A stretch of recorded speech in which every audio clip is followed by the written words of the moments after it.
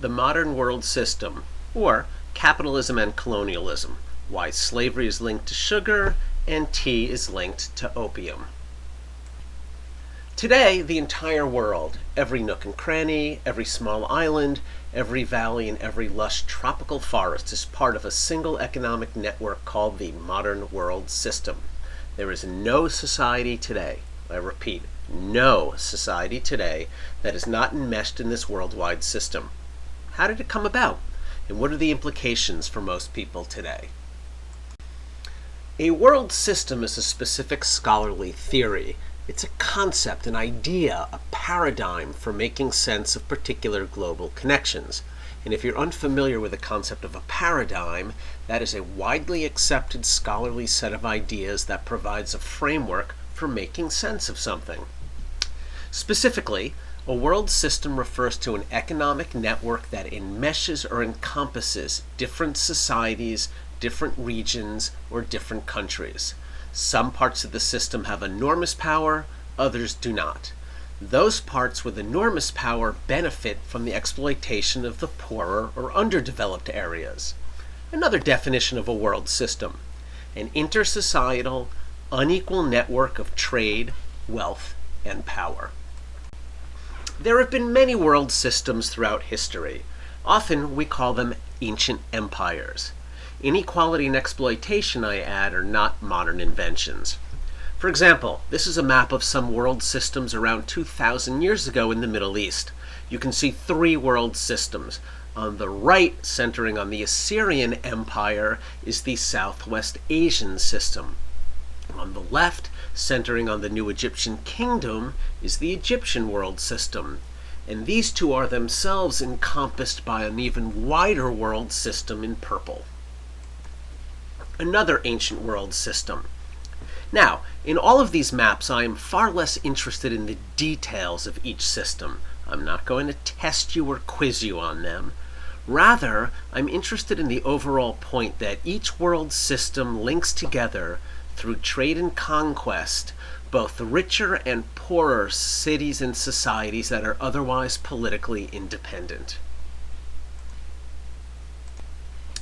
Here's a map of 13th century Africa, which depicts not only various slave routes in this medieval age, but also about a half dozen smaller world systems. Three large world systems in pre-colonial Africa, the Mali Empire of West Africa in the 14th century, and moving now to the so-called New World, we see the ancient Aztec world system in what is now Mexico. In all these world systems, some parts of the system have enormous power, and some parts on the periphery have less power. What links the different regions together are extensive routes of trade. The classic Roman Empire. Again, you can see central areas, middle areas, and peripheral areas all linked together through trade. The Chinese Empire world system, please notice how enormous this empire was. The Mongol Empire world system in the 13th century, again, it was an enormous system that encompassed many, many different politically autonomous regions in a single system linked by trade and military conquest. And another view of several different ancient world systems. I think you get the picture. For millennia, various regions of the world have been encompassed by large networks that join together different peoples, different societies, different regions, and different political units into single systems of trade. Now, it is crucial to realize that these networks are dominated by wealthy and powerful elites. Sometimes the elites are cities, sometimes they're societies, sometimes they are other types of groups. In all cases, the authority and power of elites arises from the exploitation and control of others. In short, elites reap most benefits at the expense of others. It is really important to understand that a world system is not about equality. The different units of a world system are not equal in terms of affluence and power. That is a crucial concept. Another key idea in this paradigm is that a world system expands beyond any one region or country. They enmesh different political units into one system. Now, world systems have been around for a long time. Globalization, then, is not new. What is new is that globalization today enmeshes the entire world, not just smaller regions. In the past, world systems were about specific regions of the world. Today, the modern world system encompasses the entire world. When and how did this happen? To understand the world today, we need to start with something dramatic that appeared in Europe in the early modern era, that is around 1450 to the middle of the 18th century. And this is the rise of capitalism.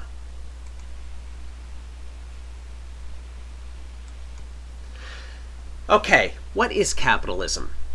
Here's three common definitions that you can find on the web. You should feel free to search for your others. One definition is that capitalism is a system in which private or corporate wealth, called capital, is used in the production and distribution of goods, resulting in the dominance of private owners of capital and production for profit. Another definition: an economic system with a division of labor and ownership. In short, the people whose labor creates wealth are not the investors or owners of the raw materials and machinery. Therefore, the wealth created by labor goes not to the worker, but to the capitalist. A third definition: capitalism is a socioeconomic system that allows private owners to profit from the goods and services they provide. One of the cornerstones of this system is the right of the individual to choose what to produce, how to produce it, and what price to sell it for. Capitalism is popular in nations that value the freedom of the individual over the stability of the society. You want to know what capitalism in short is? It's this: you can buy anything you want for whatever price you want, and then you can sell it on eBay for a heck of a lot more money and not share the profits with anybody. By the end of the 20th century, capitalism had unquestionably emerged as the dominant social and economic system of the world. For much of the 20th century, there was an enormous political debate. It's called the Cold War, between Soviet Union-style communism and American-style capitalism. By the end of the 20th century, it was clear capitalism had won that debate. Capitalism today governs all aspects of our everyday lives. In capitalism, a small group of people monopolize power. They do this by dominating the ownership of the means of producing and distributing goods. This group controls most of the land, most of the factories, the technology, the transportation systems, the energy systems, and especially the financial systems, such as the banks, investors, stock market. This is the capitalist class. They're the ones who drive and govern the economy. In our society, the capitalist class are the people who make millions, even billions of dollars a year. There aren't many of them, and yet they have huge power over everybody else since they own most of the economy.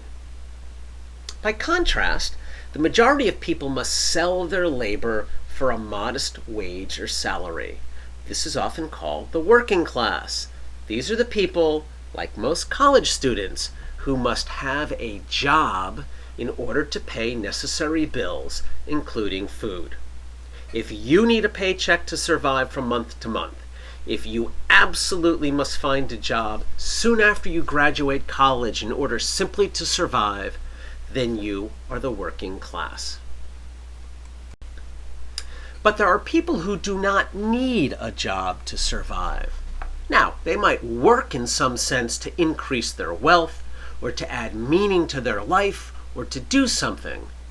These people probably desire to accumulate more money, or perhaps they have so much money that they spend their time giving some of it away in philanthropy.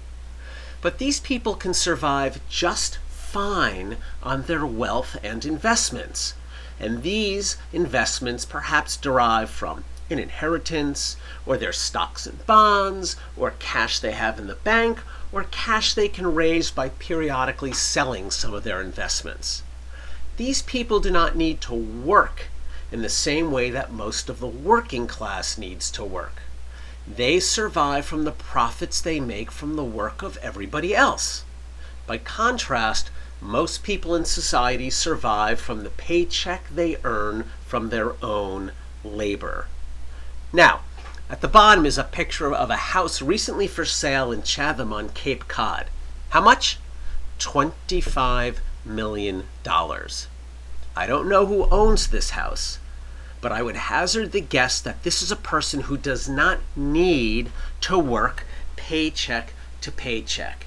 In fact, my sense is that this person has purchased this house out of their investments. It's an investment. This is something that they've done with the money that they have in the bank. It's not even a part of their day-to-day economic life. If you can afford a house like this, you are the elite capitalist class of society. But if you need a paycheck and therefore need to mow the lawn of this house on a weekly basis, or you can't pay your rent, then you are the working class.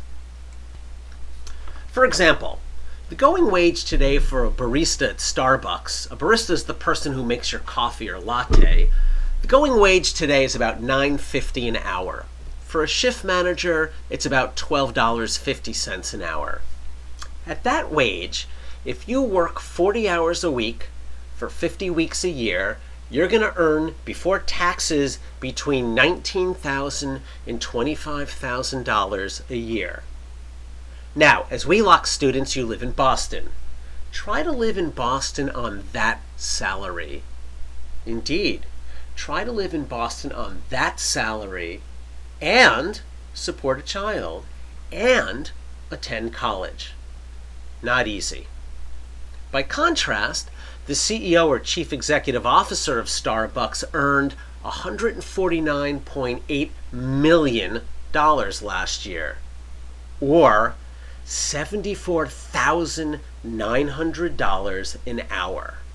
That is capitalism. The working class are paid to produce goods and services which are then sold for a profit, often a huge profit. The profit goes mainly to the capitalist class because in a capitalist system, the owners of factories, stores, banks, etc. pay the workers far less than they charge for the goods and services they can sell. That is the inequality inherent in the capitalist system. That is how the working class is exploited by the capitalist class. Often, the high markups are the result of the prestige associated with name brands as opposed to generic brands, or the value we place on convenience, or the fact that the markup of a good seems so small and reasonable for one person, but actually results in huge profits in the aggregate. In the diagram, you see the markup of various electronic goods. So let's look at the text messages in the lower right-hand corner. If you're Verizon, it costs, according to this, about $0.0033 of the actual cost. But you might be spending 20 cents a text. That means that if you're spending 20 cents for every text message, you're paying Verizon or Singular or AT&T almost 6,000 times more for the text message than it costs them to produce it. Let's say you need an HDMI cable for your computer. Well, when you go to Best Buy to buy it, you're spending 2,000 times more than it costs the company to produce it. This is the principle of markups or profit, and it's what drives capitalism. Think about yourself. You probably work. You most likely will need to do so upon graduation. Now, you work for many reasons. to live a meaningful life, to do good, to keep busy, to feel like a contributing member of society, to create something, to feel valued, to create a sense of self, and so forth. There's a lot of reasons why you will go to work. But you also work because, well, that's what we do in our society. Most of us need to work. Otherwise, we just cannot survive, or we cannot survive in a way that is desirable. You work, or you will work, to earn a wage, probably a relatively modest wage. After all, most Wheelock students do not expect to enter professions that will pay them more than, say, $1 million a year. So let's be frank, you and I are going to work for a modest wage. In most instances, the people who own the workplace and the people who own the financial institutions that provide the money to start and support that workplace earn much more than you, the worker, does. The capitalists live on the profits they make from exploiting the labor of the working class. And then the capitalists reinvest some of their profits into the company for expansion, thus making more money. Let's go back to Starbucks. Let's say Starbucks increases its sales this year by $100 million. The people working in the local Starbucks store, making your latte, they're not going to receive a whole lot in the way of a raise to their $12 an hour salary. They're not. But you can bet that the CEO of Starbucks will be lavishly rewarded for his or her success. In capitalism, there are those who sell their labor for a wage and those who profit from that labor. Right now, we're in the beginning of a presidential election season. Donald Trump is, by any reasonable assessment in terms of the mission and values of Wheelock College, a person of disgusting morals, horrific xenophobia, and political opinions that make most of us at Wheelock gag. Why is he in the news? For one and only one reason. He is enormously wealthy. The plumber down the street might sprout the very same nonsense, but nobody would listen or care. But Trump, a wealthy real estate capitalist, commands enormous attention and respect. The lower image on this particular slide is Trump Tower. It's the entrance to Trump Tower, a famous building in Midtown Manhattan. You want to buy a 4-bedroom condo there? It'll set you back about $23 million. Here is one news report from the Washington Post that shows not only the power of socioeconomic class, but also how capitalism favors the children of the rich. Trump, the frontrunner in the polls for the GOP presidential nomination, has accumulated an estimated $4.1 billion, according to Forbes. He says he's worth $10 billion. That wealth reflects in some ways the ease with which American parents pass their wealth onto their children. Trump's father, Fred C. Trump, built an empire of some 27,000 residential units across Brooklyn and Queens. That's in New York. And he was worth nearly $300 million at his death in 1999. Now, it isn't clear to what degree his father underwrote Donald Trump's early career. By the time Donald Trump graduated from college, however, he was already worth about $200,000. In any case, money isn't always the most important thing. It can be difficult to quantify the specific advantages that children inherit from their parents, which can include practical and cultural skills along with social networks. The elite ruling class in a capitalist society, really in any society, tends to reproduce itself by providing tangible and intangible advantages to their children. So, where do you stack up in all this? Think about your own income, or think about the income you expect to make when you graduate. If you make more than $10,000, you'll earn more than a quarter of all Americans. If you make more than $15,000, and that's roughly the annual salary of a minimum wage employee, you will earn more than 32% of all Americans. and so on and so forth. We can simply scroll down this list. By the way, if you make more than $100,000, you earn more than 92.6% of all Americans. And I'll be frank with you, in Massachusetts, in the greater Boston area, $100,000 is not a lot. In fact, there will be entire cities and towns in Massachusetts where you could never buy a home if you make only $100,000. So while $100,000 is a great deal of money, in some respect, it's not much money at all. Now, at the bottom of the chart, we see that in 2013, there were 894 people in the United States who earned more than $20 million each. And they made more money than 99.99989% of all Americans. How much? Well, an almost unimaginable quantity of money. Let's look at this on a more global scale. In 2015, 80 people around the world held the same amount of wealth as the world's 3.6 billion poorest people. This is according to an analysis by Oxfam. If you don't know the organization Oxfam, please do yourself a favor and look it up on the internet. In other words, 80 people had as much money as 3,600,000,000. The report also indicated that the wealth of those 80 richest people had recently doubled, while the wealth of the poorest 50% of the world's population had fallen.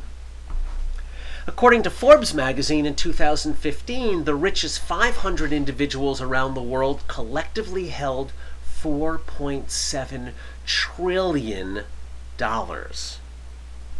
In fact, the combined wealth of the richest 1% of the world will overtake the total combined wealth of the other 99% of the world in 2016. Today, more than 1 billion people live on less than $1.25 a day. Two images which represent the modern world system in what we're discussing here.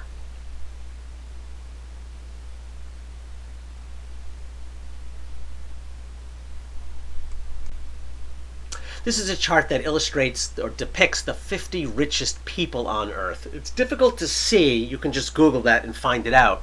But essentially, these 50 people own more wealth than tens, if not hundreds of millions of people around the world.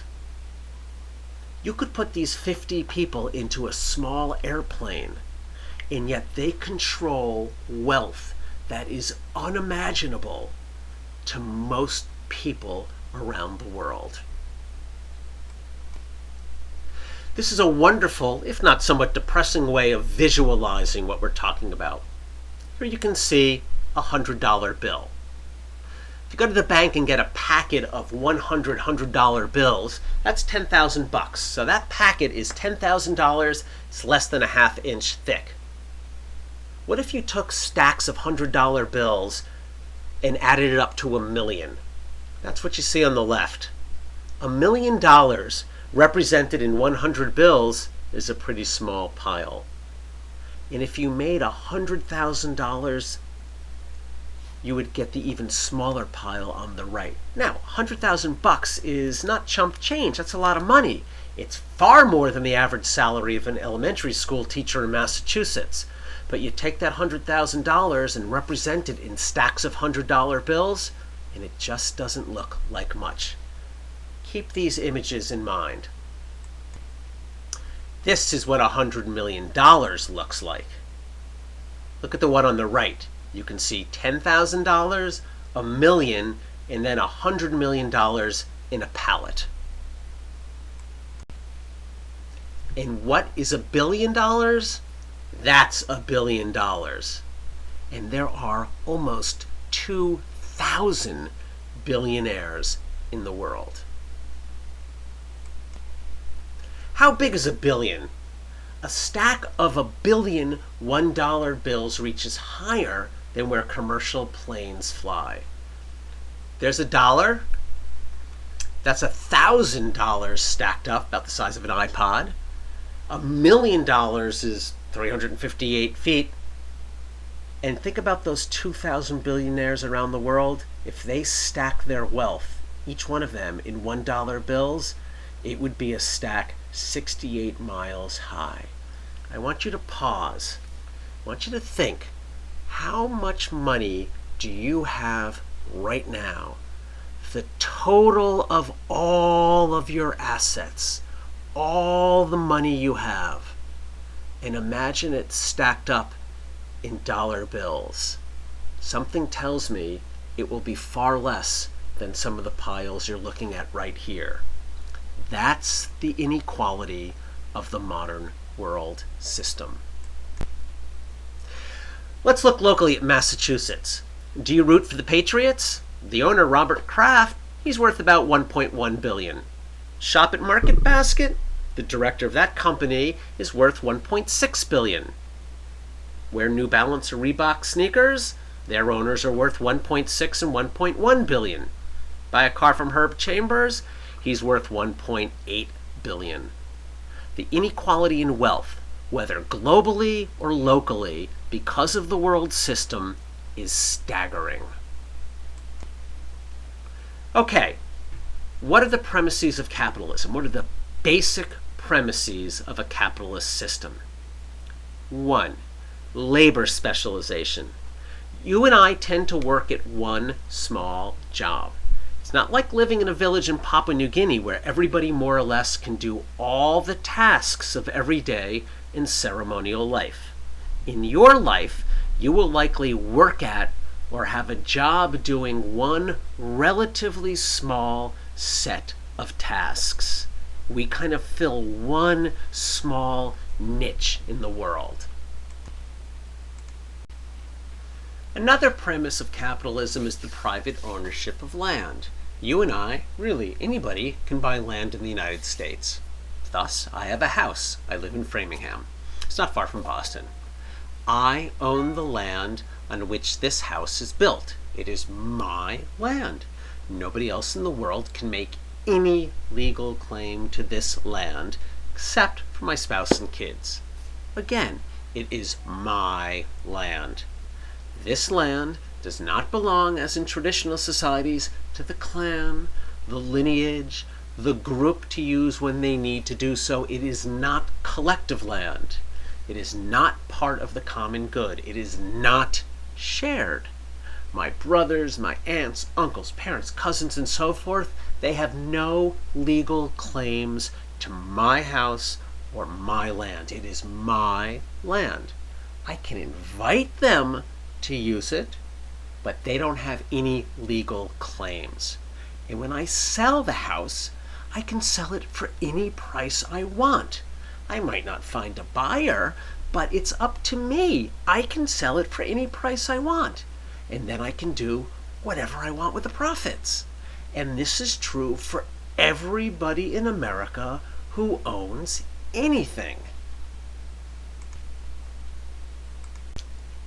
Another premise of capitalism is the emergence of socioeconomic classes. These classes include workers, middle management, the folks who own factories, bankers, and always a class of low-wage, unskilled workers. That is to say, a capitalist society does not consist of an undifferentiated mass of humanity. There is no real practical notion of the American people. And a capitalist society is not like a village in Papua New Guinea, which consists of several groups called clans that are more or less equal in power. Rather, a capitalist society consists of socioeconomic classes that are separated by huge gulfs in wealth and power. Typically, a capitalist society consists of three broad classes. The upper class, for example, the president of Wheelock College. The middle class, for example, your professors. And the working class, such as the custodial staff and the folks who work in food services. And speaking of social class, here's a powerful photo from the Philippines in the city of Manila. In the foreground, some of the world's poorest people, yet they are living literally in the shadows of great affluence. Another premise of capitalism, a very important premise, is the concept of profit. The goal of the capitalist is to sell something for more money than it cost to produce, or to sell something for more money than the original purchase. The extra money is the profit. The goal of capitalism is to maximize profit. You want to see capitalism at work? Go to eBay. eBay is nothing if not millions of people around the world trying to sell stuff for more than they paid for it, thus maximizing their profits. eBay is capitalism at its finest. Here's an example of profit. What does it cost to make an iPhone? And what is Apple's profit? A standard 16 gig version of the iPhone 6 starts at about $200 plus a 2-year contract. The larger iPhone 6 Plus starts at $300 with a 2-year contract. But that is not the true cost, since with a contract, you're paying for the phone over the life of much of your contract. So what you really need to do is look at the cost of a contract-free or unlocked iPhone. T-Mobile lists the starting price of an unlocked iPhone 6 at about $650. The starting price for an unlocked 6 Plus is $750. What are Apple's expenses? According to a 2012 report from a research firm, Apple spent about $168 to make each 16 gig iPhone 5, mainly using components from China. Other reports place the manufacturing cost closer to $200. So, it's probably not far off the mark to figure that Apple is making at least $400 on every iPhone 6 sold. In other words, more than half of what you paid for your iPhone is pure profit. So, the basic premises of capitalism are labor specialization, private ownership of land, the emergence of socioeconomic classes. And speaking of class yet again, here's another example of rich and poor, this time from Brazil. The poor on the left, in the shadows of the affluent on the right. There are other premises of capitalism. Most people sell their labor to others. Most people do not, as in a Papua New Guinean village, work for themselves. Think of it this way. You do not have the capacity and the ability and the skills to do all the tasks that a person needs to do to survive in Boston. Instead, you get a job, and then with the money you earn, you pay other people to do all the other things you need. In other words, you don't produce electricity, or gasoline, or cars, or the tea. You don't produce textbooks or pens, computers, pencils, food. You get a job, and using that money, you pay other people to do all these other necessary tasks. You don't create or make the things you need. You get a job to get money to purchase them. In other words, most people sell their labor to others. Another premise is that you are a consumer, as I just alluded to, not a producer. Most Americans define themselves largely on the basis of what we buy, not what we make. In fact, most of us don't make a whole lot of anything, but we sure buy a lot of things. Most people in America at one time or another had a job they did not like. Tragically, many people have jobs they still don't like. Why? Because they needed the money and used that money to purchase things, food, gas, music, tuition, books, whatever. Often, our purchases, say your clothing, reflect who we are. Many people hate their jobs. They think of themselves not in terms of what they do at work, but in terms of what they do with the money they earn at work. In a capitalist society, people are consumers. Another premise of capitalism is the principle of individual rights. Most Americans do not primarily think of themselves as members of a group. Excuse me. Most of us think of ourselves primarily as an individual, not a member of a lineage, or a member of a clan, or a member of a town, or a member of a neighborhood, or a member of an academic year, or a member of a dorm. We tend to think of ourselves as individuals. We find a job doing what we want or can do in order to earn money to spend on the things we ourselves want to purchase. In the ideology of American capitalism, it is my life, my right to do what I want, my responsibility to improve my life or not, and my right to spend my wages as I see fit. Another principle of capitalism is the free market. In a capitalist society, most people think that the government should basically butt out, that the government should interfere as little as possible in the economy.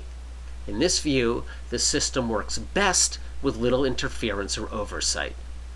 Thus, if you get a job that pays minimum wage, that's your problem, not anybody else's problem.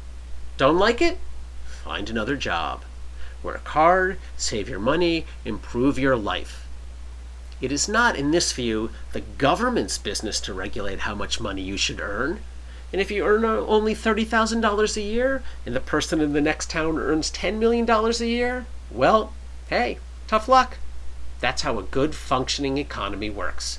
And if you can't afford health insurance, or retirement, or college, well, again, tough luck. Nobody told you to get a low-paying job. That's the free market, limited government interference. The type of economy that governs the world today is called, quote-unquote, a neoliberal economy. And what that basically means is the economy is understood to function best with limited government interference. You and I may disagree with that, but that's the kind of economy we live in. Another premise of capitalism is a single monetary unit of value. Everything in a capitalist society is valued by one standard. In the US, that's the dollar. You can buy and sell anything and everything for the dollar. Hence, you paid your tuition for this course and for all your courses at Wheelock with money. That is, with dollars. If you try to pay with something else, say you go to the bursar's office or the financial aid office and you want to pay your tuition with just your good cheer, or your vocal support of the college, or instead of paying for tuition, you said that you're going to do lots of tweets about how much you love Wheelock, or you'll offer to help shovel the sidewalks in January, or you'll give them a suggestion that instead of tuition, you could donate the college some music, or art, or photography, or fresh vegetables you grow in your garden, or something else. If you try to offer any of these things instead of tuition, the college will likely laugh at you. In a capitalist society, money is the sole standard of value. The old adage you're saying, money can't buy you happiness, frankly, is nonsense, many people would say. It's a saying intended to make people with less money not feel so bad, and to make people with lots of money not feel any responsibility for their fellow humans. Another crucial premise of capitalism is expansionism.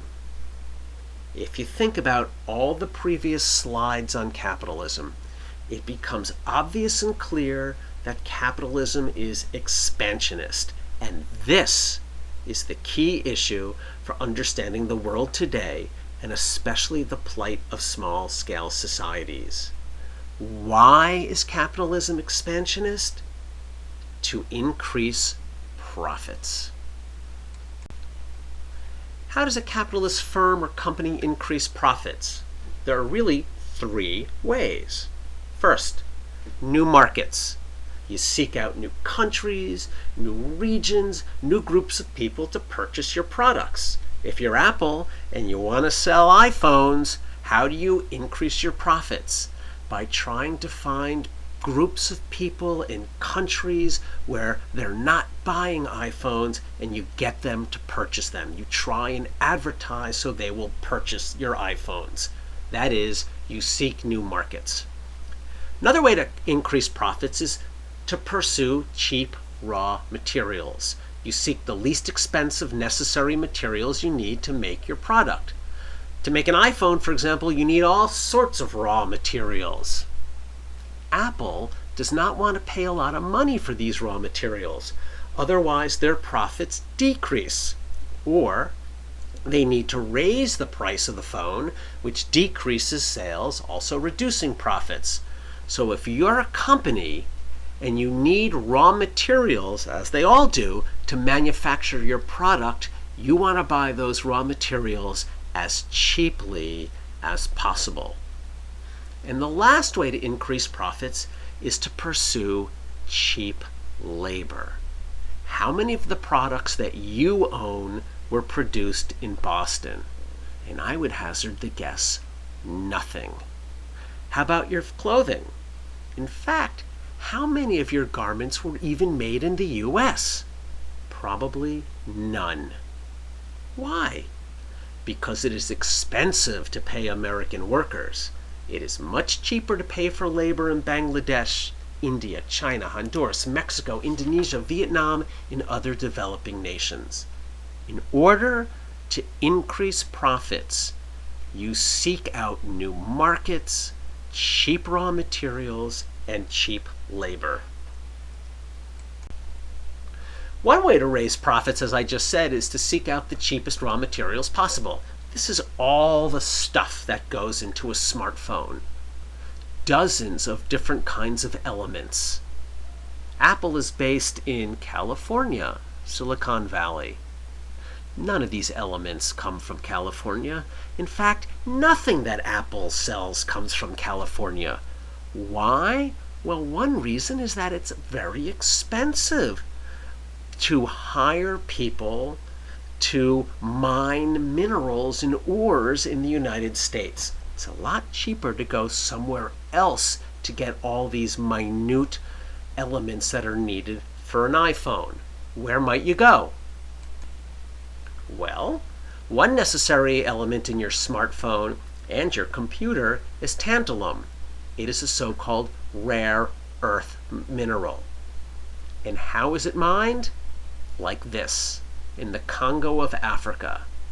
Now, who do you think reaps the profits? This man or Apple?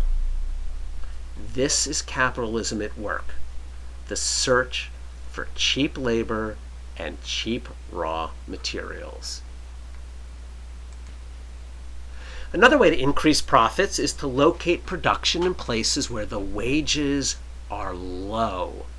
And this is a chart that illustrates minimum wages around the world.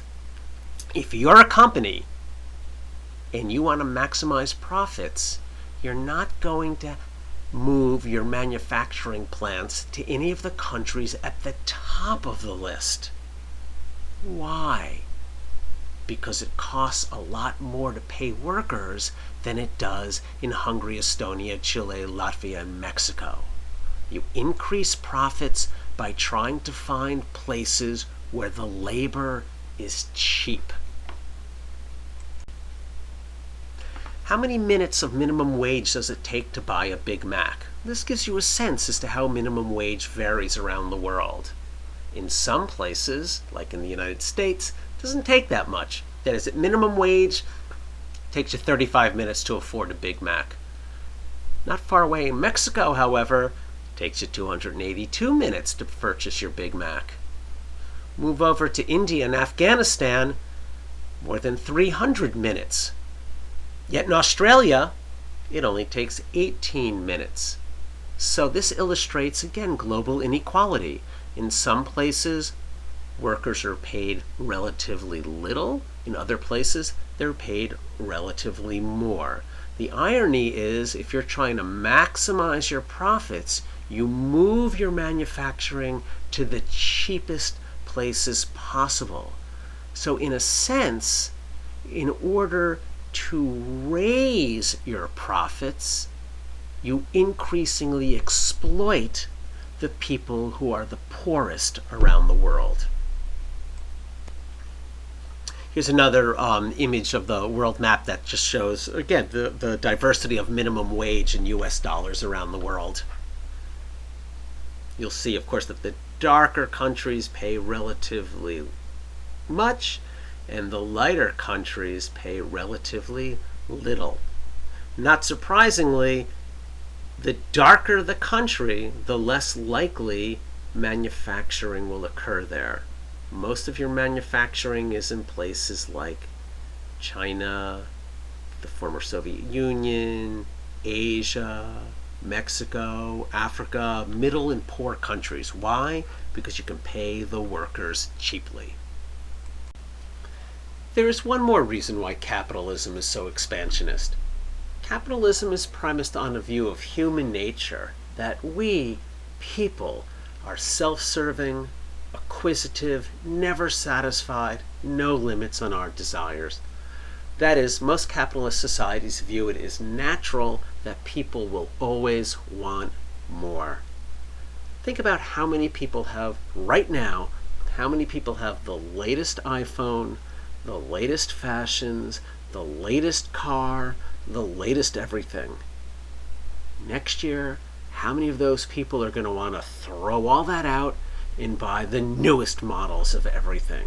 In fact, the automobile industry, the fashion industry, the jewelry industry, the music industry, so much that drives our economy is premised on the idea that we always want more. We always want the latest. We're never satisfied with what we have.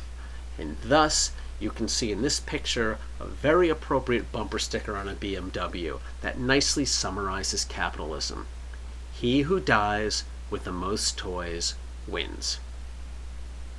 This would be a good place, I add, if you need to take a break, to pause and come back at another time. We're about to start the second half of the presentation where we talk about the nitty-gritty of the modern world system. So if you need a snack or a break, now's a good time. See you soon.